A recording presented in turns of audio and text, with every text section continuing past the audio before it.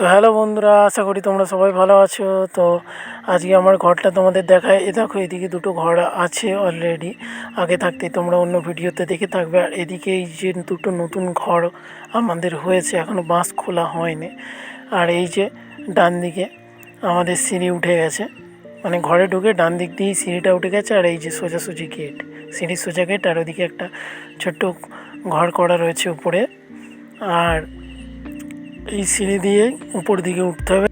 তো আমাদের পুরনো স্মৃতি একটুখানি রয়ে গেছে, এখনও মাটির ঘরটা রয়ে গেছে, উনুন রয়ে গেছে। আর এইখানে একটা নতুন কল ঢুকেছে, সরকারি কল। তো কার কার ঘরে এই কল ঢুকেছে আমাদের জানাবে কমেন্টে। আর চলো উপরের ছাদে যাওয়া যাক। তো আমাদের ছাদে গিয়ে উপরের দৃশ্যটা দেখাই। দেখো, এখানে একটা মুরগির ছানা আমাদের কটা আনা হয়েছিল ঘর হওয়ার আগেই। দেখো এতে কখনো আছে, বুঝতে পারছো কিছু? তো দেখাচ্ছি একটু বাদের সঙ্গে আলাপ পরে করাচ্ছি। উপরে আগে ছাদে যাওয়া যাক।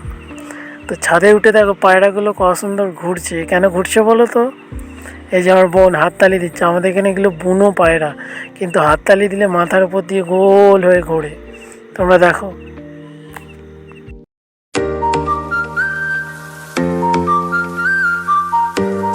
এরকম হাততালি দিলে এরকম তারা মাথার উপর দিয়ে উড়ে বেড়ায়, মানে খুবই দেখতে খুবই সুন্দর লাগে।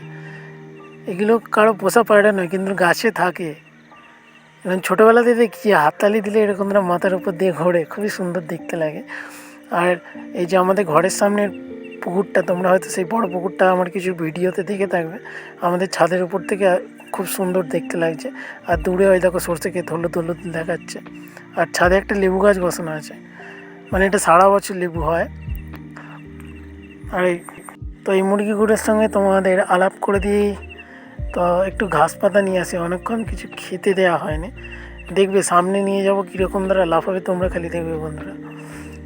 দেখো সামনে নিয়ে গেছি, দেখো মানে একদম লাফালাফি লাগিয়ে দিয়েছে। ছাড়লেই উড়ে উড়ে ছুটে পালায়, আর ধরা যায় না, তাই খাঁচায় রেখে দিয়েছি এখন ভরে। সেই সকালবেলা ছাড়া হয় আর সেই বিকেলবেলা ছাড়া হয় খাঁচা থেকে। পুরো ঘর ময় চড়ে বেড়ায়। দেখো বন্ধুরা কীরকম লাফিয়ে লাফিয়ে খাচ্ছে, দেখো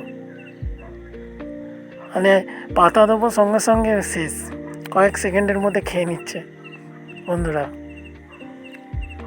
খুবই সুন্দর লাগে।